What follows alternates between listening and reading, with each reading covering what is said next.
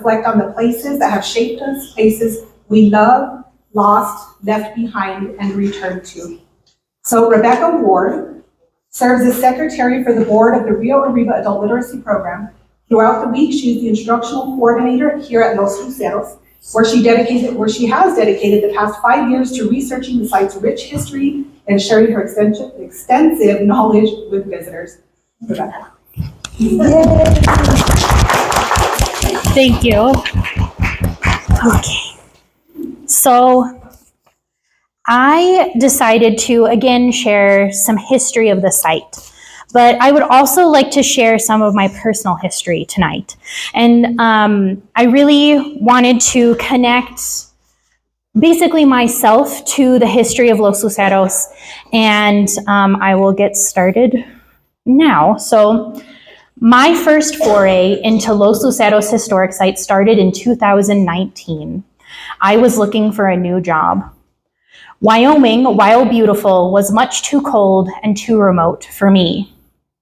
When deciding where to make my next move, I decided to go someplace familiar, and I have always loved New Mexico. My childhood was spent moving from state to state with my park ranger parents. We lived everywhere from Mesa Verde National Park in southwest Colorado to the Natchez Trace Parkway in central Mississippi. And somewhere in the jumble of states, cities, and climates, we had lived in Albuquerque for a few years in my youth. Being familiar with the culture and the climate helped cement my decision to move back to New Mexico, and my comfort with big moves helped me discover one of my favorite places in the United States, Los Luceros, the place you're sitting right now. Once I landed the ranger position here, the move was quick. I packed my belongings, my cat, and I said goodbye to Worland, Wyoming on a stormy February morning in 2020. My first impression of Española, New Mexico was not the best. Multiple gas station attendants, storage unit employees, and even landlords had warned me that Española was more than a little rough around the edges. To say my drive into Alcalde to find Los Luceros was nerve-wracking would be an understatement. What exactly would I find out there? There were not a lot of pictures online of the historic site to be found at that time. The relief I felt when I drove into this property was immediate. I remember driving down the driving over the Acequia Madre and seeing the breadth of the site in all of its glory for the first time. The sun was shining and the day was mild. I could hear the sheep near the barn and winter birds make calls from the huge cottonwoods, and I knew at that moment I had made the right decision. Initially, as the ranger, it was my job to research the history here. For a history nerd like me, this was a wonderful opportunity to do new and novel research. There was still only one book dedicated solely to the history of this place. In combing through various archives, both digital and physical, I found so many characters and moving stories hidden in the history here. I have been enraptured by this place and its stories. From Sebastian Martin Serrano, the original land grant holder, and the slightly suspicious death of his business partner, to Frank and Ann Cabot's extensive restoration of the grounds in 2000, there is a piece of history here for everyone to relate to. For now, I will share my favorite story of this place. Or rather, one of my favorites. In the late 1800s, a terrible flood engulfed Los Luceros. At the time, the Ortiz family lived in the main hacienda and owned the land here. Eliza Clark Ortiz was born on this property, and her husband, Luis, had married into the land here. Luis and Eliza had 5 children. In fact, they were the last couple to raise children in the main hacienda. They opened a storefront in Santa Fe to sell the fruits and vegetables they grew.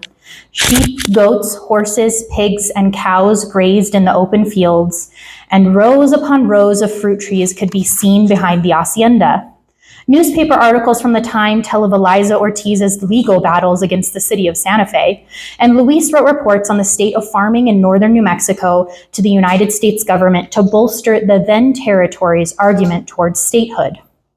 Flooding here was nothing new. In fact, flooding is still how we irrigate today. Generally, the acequias can handle the flows of water from the Rio Grande, but in this particular year and on this particular day, there was so much water that swept in so fast, the only way to keep the hacienda standing was to open the front and back doors of the building and let the water flow through the house. Archaeologists have seen evidence of river silt from this left over in the foundation of the building. The chapel, however, was not so lucky. With no back door to alleviate the immense pressure of water, mud, rocks, and plant debris, the building was totally washed away. The chapel that had been built here by Sebastian Martin Serrano in the early 1700s was gone. This little community chapel had hosted hundreds of communions, weddings, and services, and it was all washed away in a matter of hours. Luis and Eliza must have been passionate about having a family chapel on site because they had built a new chapel in the exact same spot as La Capilla de Nuestra Señora de la Soledad within a year. This rebuilding was also to give thanks to God that no one had died in the flooding that took the original chapel, surely a miracle. It was rededicated to La Familia Santa, and in 1898, Luis and Eliza donated the whole building and a few acres of their own land to the Archdiocese of Santa Fe, who still own the chapel to this day. The Archdiocese lets the staff here open the chapel every day for people to explore. People stop by frequently to visit the chapel, both to see a beautiful space and to commune with God. Luis and Eliza loved this place so much, they decided to be buried together near the altar screen where they will remain forever in the chapel they built together. This is just one of hundreds of fascinating stories you can find here. My favorite part of history is seeing the connections that people build to place. Since 2020, I have heard nothing but stories about Los Luceros from the local community when I tell people where I work. Men come in and share their favorite memories of picking fruit for the Collier family in the 1960s. Montoya descendants tell stories about their grandmother's journey to the East Coast with Mary Wheelwright, who had personally invited her to see her house in Maine. Abel and Ursula Lucero's grandchildren come in to see the house where their parents were born. Weddings, funerals, quinceañeras, baby showers, family photography sessions, and so much more have happened here, year after year, day after day. This property is a beautiful representation of all parts of New Mexican culture and history. Yes. Thank you.